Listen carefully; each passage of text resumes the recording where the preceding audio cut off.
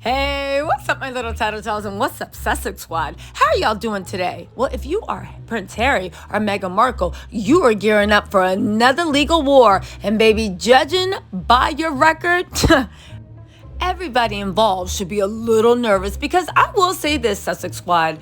Every single time Harry and Meghan, we know they pay for top-notch lawyers. We know their lawyers know what they're doing. We know their lawyers live in reality, because they actually come out with defenses and even charges that make sense. But every single time they choose to get into any type of legal scuffle, if you will, they always come out ahead. They always win. Harry and Meghan do not take a next step unless that ground is solid. Now, is anything promised? Who knows? But you guys, if I were you, the Queen's secretary, what's his name? Sir Edward Young, should be very, very worried, because honestly, I see what's going on, and Harry and Meghan seem to be getting their pieces in a row so they can actually sue the royal family when the Queen passes away. You guys, there's a lot of writing on the wall, but let's get into this main thing. Okay, so as you know, Harry literally has one lawsuit going, okay? He won the right a couple of weeks ago to proceed to a full judicial review. He's literally wants a judicial review of the Home Office's choice of refusing Harry's offer to pay back his security costs whenever him, Meghan, and his family are in the UK. Also, he wants police security, and he wants to pay the police back. He was denied security and the chance to pay it back. Well, guess what? He said, get over here. I'm not done with you, Sir John Edward, or whatever your name is. He's also suing the police. Get this. Prince Harry has filed another lawsuit over the decision not to allow him to pay for police protection where he's in the UK. The Duke of Sussex began a legal challenge against the Home Office after his taxpayer-funded security was stripped in 2020, when he stepped down as a working royal and moved to California. Now, it has emerged that a second lawsuit has been filed by Harry at the High Court with the Home Office and also the Met Police as defendants. It's understood that the focus is on the decision from earlier this year that people should not be able to pay privately for police protection. An official from the judicial officer told that it was at an early stage. No hearings have been listed yet, and no decisions have been made. The new claim comes just weeks after Harry won the latest stage of his court fight. The ruling means he will now be able to take the case to judicial review, which means it could actually be overturned and they could force him to do this. Now, Harry and his team have argued that his US-based entourage do not have sufficient jurisdiction in Britain to be able to protect him properly. They further argued his hiring of police officers during the duration of his trip would come at no cost to the taxpayer. However, the Executive Committee for Protection of Royalty and Public Figures, that's RABAC, which falls under the remit of the Home Office, ruled last June that he could no longer be entitled to the same degree of security as he is now as a private citizen. Harry's lawyer said on an appeal in June that the decision had been made with procedural unfairness, as he was not able to make informed representations before his application was denied. Now, I will say this. Harry's case really is groundbreaking in the fact of, it's a little backwards, don't you think? If you are a private citizen, and for whatever reason, your popularity, your notoriety, your fame, even people hating you, do not allow you to be safe coming to a country, and you are called to the country for official visits. Now, this is the thing. A private citizen, you could say, well, you don't have to come. But what if you are the head of a corporation? You have numerous threats on your life. You need to go to the UK. What do? The UK police are able to decide on whether the threats to your life are valid or not? Or should it actually open up a door where you can actually pay for your own protection, right? You can pay for your own protection and just reimburse the police. We do it all the time in America. It's odd that the UK does not have a provision for that. At the end of the day, if you think you are in danger and there is an actual credible threat, who are you to deny that you're not allowed for security? Now, I definitely think that they did this to keep Harry and Meghan out of the UK. I do believe that I don't know, something was funny, what happened to Diana. And I do believe they look at it, it's like, listen, either way we win. If they come, right, and something happens to them, then they're out of the public eye, and it was through no fault of our own.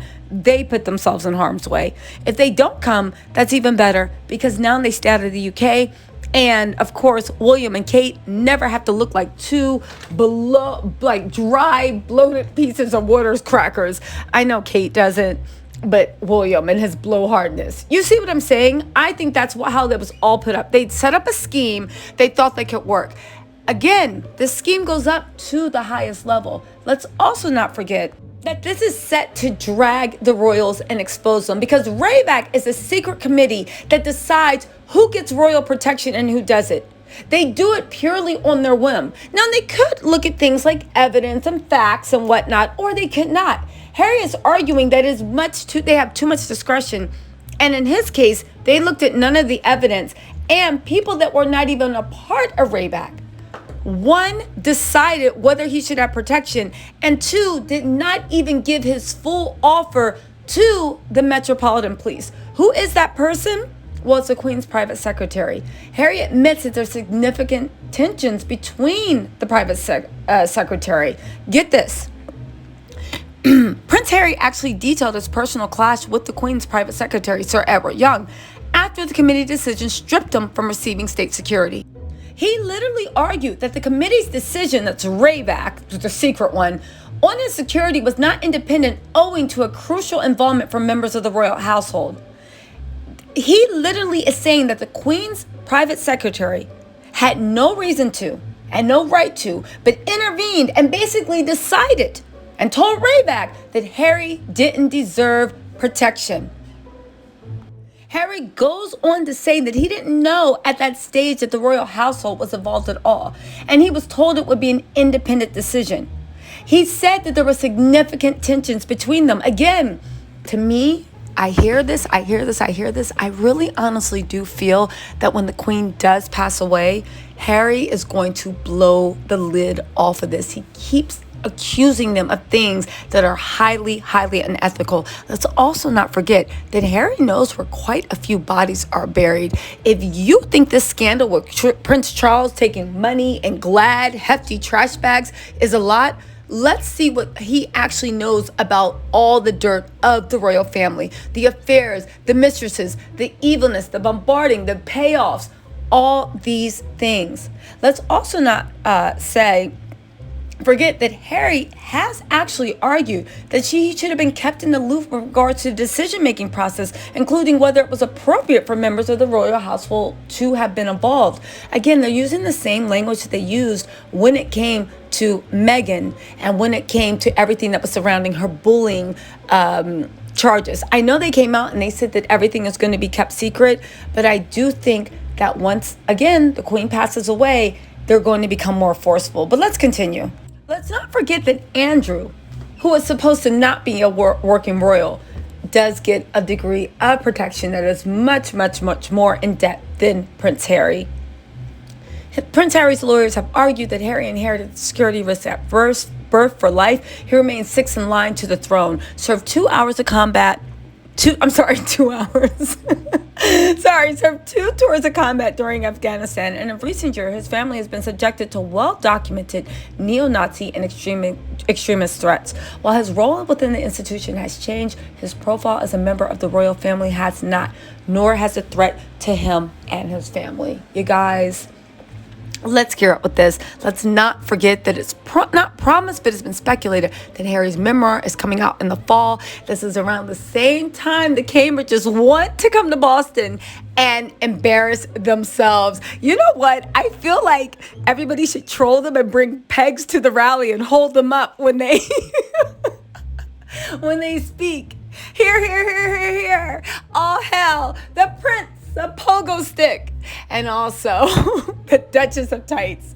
You guys, let me know what you think about this, but the fact that his lawsuit keeps expanding, I think here's the thing. Harry, of course, wants to win his lawsuit, but if he doesn't, I think at the very least, he wants to expose all the nefarious things that these people think, because they have power, access, and money, that they can freely do to him and his family. Kudos to Harry for actually doing what his father either never could or refused to do for his mother, and that's protect her at all costs. You guys, I'm going to keep a close tie on this story. Let me know what you think in the comments, and I will talk to you later. Bye.